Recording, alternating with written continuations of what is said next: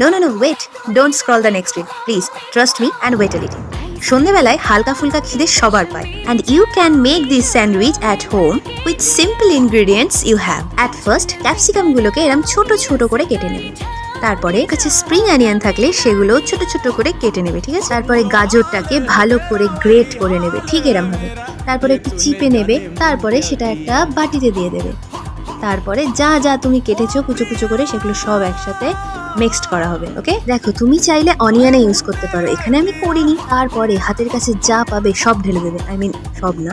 ও আচ্ছা, এইটা একটা খুব ইম্পর্টেন্ট জিনিস আমি বলে দিই, এটা আমি হোয়াইট সস বানিয়েছি, মানে অরিগ্যানো, পিৎজা পাস্তা সস। তারপরে পুরোটাকে একেবারে মাখিয়ে মুখিয়ে, আচ্ছা এটা করার আগে কিন্তু বাটার দিয়ে নেবে প্যানে, অবশ্যই আগে বাটার দিয়ে নেবে, দিয়ে তারপরে একটু এদিক ওদিক করে নেবে, দিয়ে কেটে একেবারে দারুণ ব্যাপার হয়ে যাবে, মানে বিকেলের খাবার বলতে একদম ভেরি গুড।